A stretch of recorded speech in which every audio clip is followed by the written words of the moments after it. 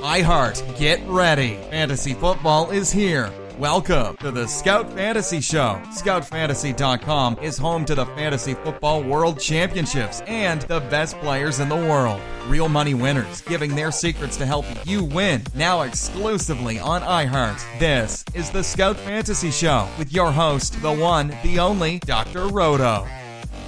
Dr. Roto, get out the insurance cards, get out the copay. The office is open, my friends. So we'll do a lot this morning. We'll talk a little news and notes, some injury news. We'll go over the games. We'll do the weekend review. And of course, we will preview tonight's Monday night football game in case any of you need it to win.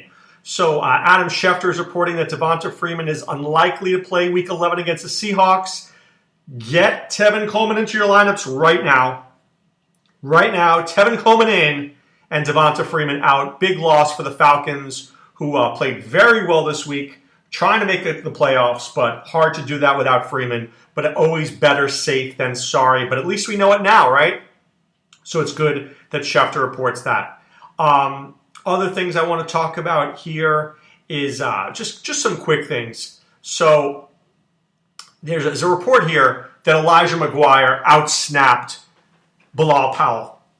And I'm sure if you see that here, it said he played 36 of 69 snaps, which is 52%. This has to be mind-boggling. Has to be mind-boggling for most people. Because you say to yourself, Matt Forte is out. Isn't this Bilal Powell's game? But if you listen to our show on SiriusXM Fantasy Sports Radio, and I had one bold, crazy prediction, my prediction was that McGuire was going to play better than Bilal Powell. It was. And you can go back to the clip and listen to it. Why did I say that? Because the NFL is completely unpredictable. Just because you think it makes sense for Bilal Powell to get in, the Jets don't necessarily follow that lead. I knew McGuire was going to get at least 50% of the carries, which is why I try to fade Powell in as many teams as I could. I didn't fade him enough. I actually cashed on one lineup, came in like 800th out of, 80,000 of my closest friends. If I had faded Powell, I would have done a lot better. I knew better. I knew to do that. I should have put in Duke Johnson instead of Bilal Powell. And I don't know whether I'd be my rich friend today, but I'd be richer today because of it. So let's take a look at some of the weekend review here. First of all, the New York Giants, just awful. I don't know. I know the Giants. See, here's the problem. I know why the Giants don't fire Ben McAdoo. They're not that type of organization. They're the organization that does it right. They're the classy organization. They'll let McAdoo do his job. I got to tell you, in some ways, as a Giant fan, I'm all right with it. Let this guy coach. Let him go 1-15. Let him get the number one draft pick. Say hello to Saquon Barkley. Psh, done. I'm good with that. So win-win either way. Fire McAdoo now, which I'm good with, or leave him and let's get the number one draft pick. Because this team as it stands is terrible. I will say this. Jerry Reese needs to go. But Evan Engram was a great draft pick. He was a great draft pick. 6 for 31 and a touchdown. And Sterling Shepard, 11 for 142. If there's any one good thing that could come out of the season, it's that Sterling Shepard has become a star. A star. You can say what you want. He's a star. So I'm all in. I'm all in on Shepard. I'm all in on Engram. I'm all in on Beckham. Now just fix the whole team. Get an offensive line and fix the defense. There were people out there that were like, well, maybe I shouldn't play Garrett Selleck. I wasn't one of those people. I begged you to play Garrett Selleck. This was a layup if I've ever seen one. The Giants can't cover the tight end, and there was no George Kittle. I said the guy was going to get 5 or 6 targets, and he did. 4 for 67 and a touchdown. Right there, that was 16 points on DraftKings, and the guy was $2,500. Layup. Layup. Giants stink. They do, and you know it. All right, Tennessee against Cincinnati. Joe Mixon does a little, not enough. They're not including him in the passing game enough. He gets 9 carries, 37 yards. He touches the ball 10 times. He's got to do better than that. A.J. Green, he lived up to prediction of 100 yards in a week where a lot of guys who didn't live up to their predictions, he did. But the rest of the team was poo-poo on a stick except for Brandon LaFell. Tyler Kroft, 6 targets, 1 catch. How's that working for you? Terribly, right? For Tennessee, I have just decided that Marcus Mariota cannot win me a fantasy football championship. He's an okay player. He is. but he's just never going to get me 3 and 4 touchdowns in a game, which is what I need.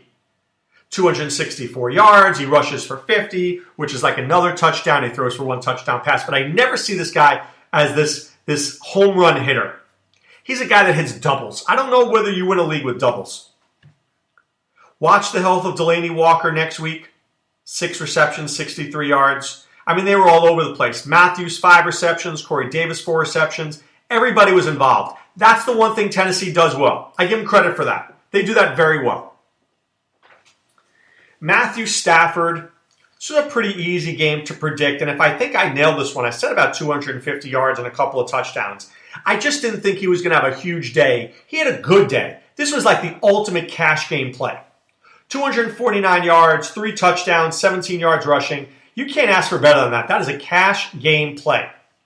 This day was perfect for Golden Tate. It was right up his alley, 6 for 97 and a touchdown. I told you McCourty was going to be on Marvin Jones. Marvin Jones wasn't a great play, but the 2 great plays were the tight end, because they can't cover the tight end, Cleveland, and Golden Tate because they can't cover the slot receiver.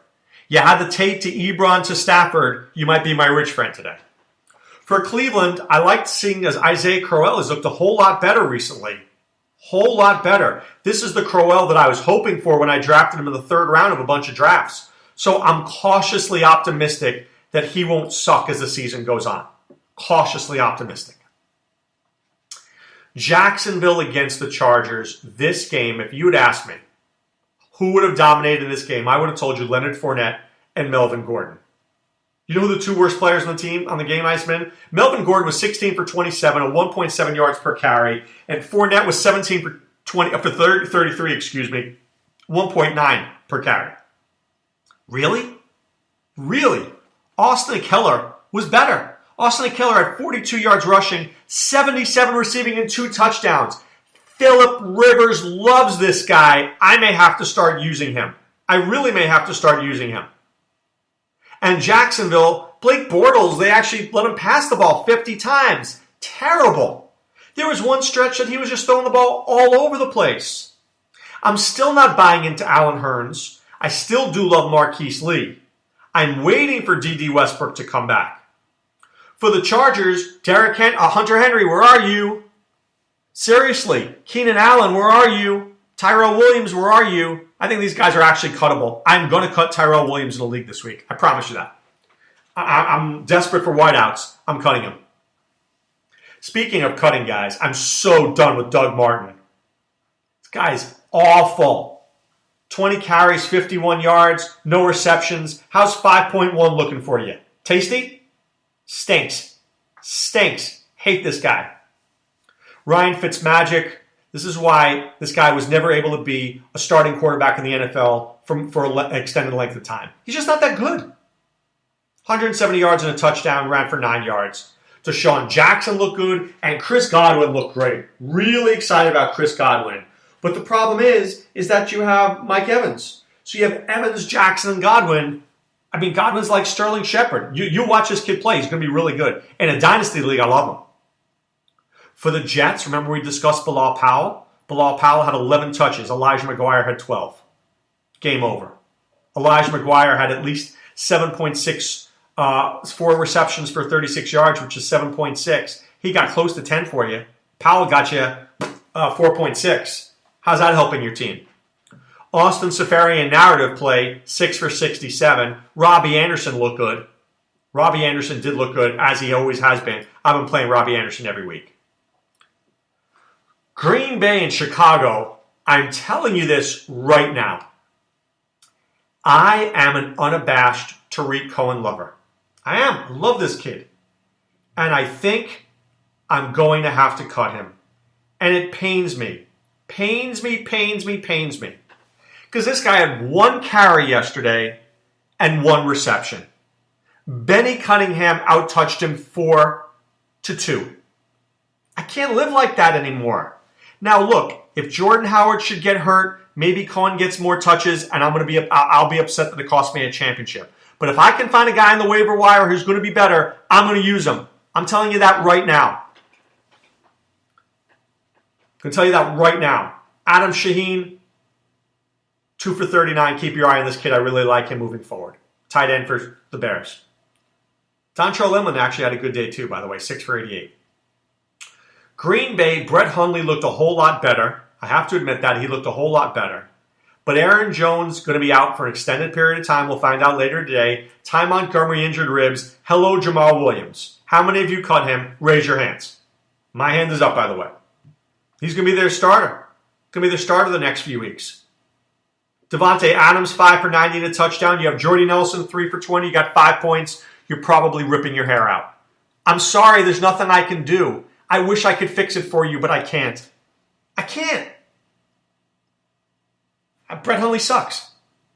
Speaking of sucking, I am just completely and utterly mystified at the Buffalo Bills, who played so well at home, and they looked terrible against the Saints. Tyrod Taylor looked like the Tyrod Taylor I was expecting at the beginning of the year. LaShawn McCoy couldn't find any room. Kelvin Benjamin did nothing. This team was a disaster. Disaster. Seriously. This was the Bills team I was expecting all year. And now I'm worried. I think Buffalo has one more week to get it right.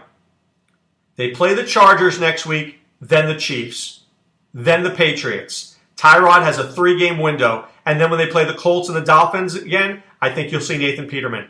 He's got 3 games to figure this out. They lose the next 3 weeks, Peterman will be in there. For New Orleans, they are just firing on all cylinders. Their defense looks good. I mean, they sacked Tyrod twice. They got a pick. And they didn't have Kenny Vaccaro there. But there was a play in the game, and I don't know if you guys saw it. It was 3rd and 13. They went to Brandon Coleman for 30 yards. That's how the Saints are winning. Drew Brees is throwing when he wants to. 18 for 25. He didn't have to throw the ball.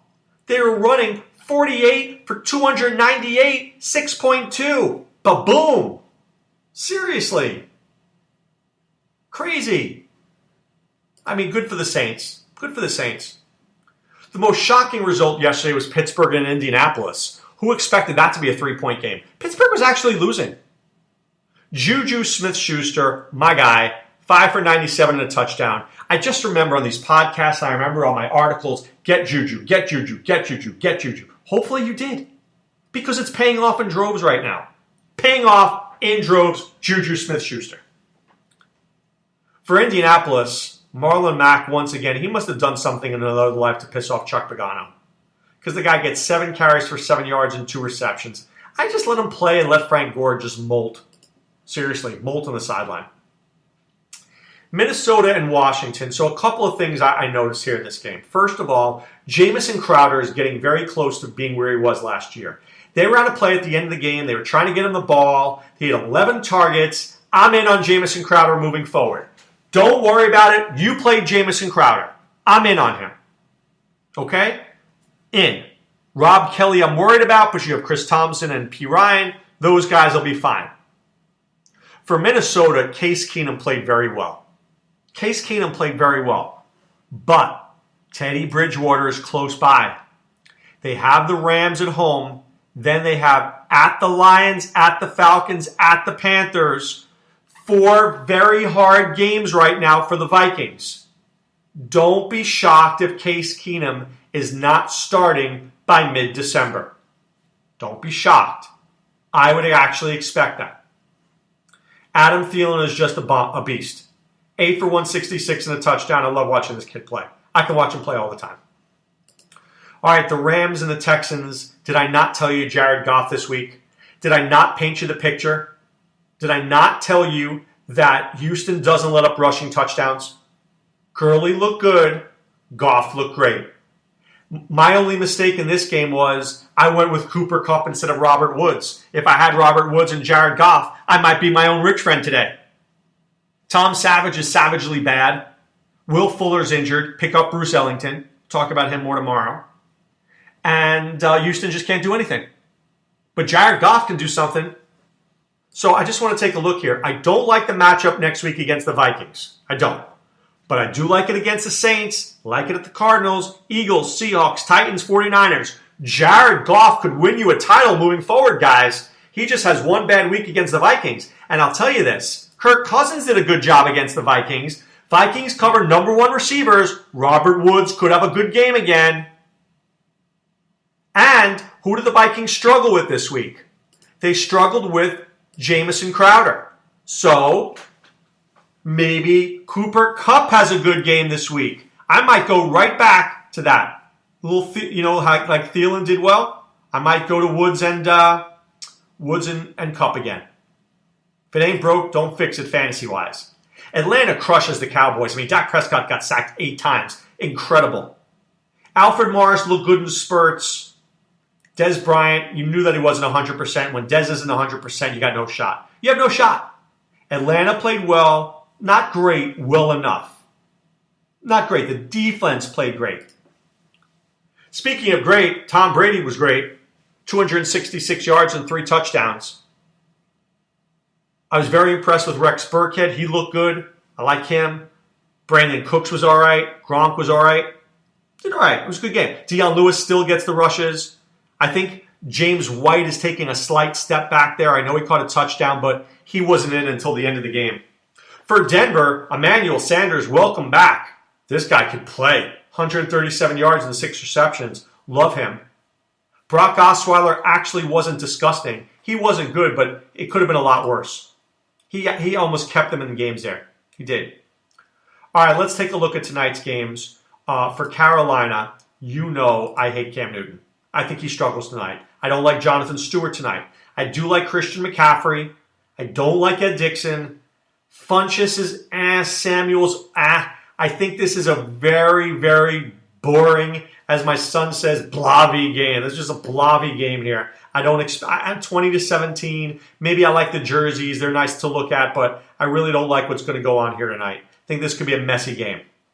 For Miami, it'll be very interesting to see how Kenyon Drake and Damian Williams do, because the Carolina linebackers are terrific against running backs out of the backfield. Can Jay Cutler have a better game like he did last week, or will he suck again?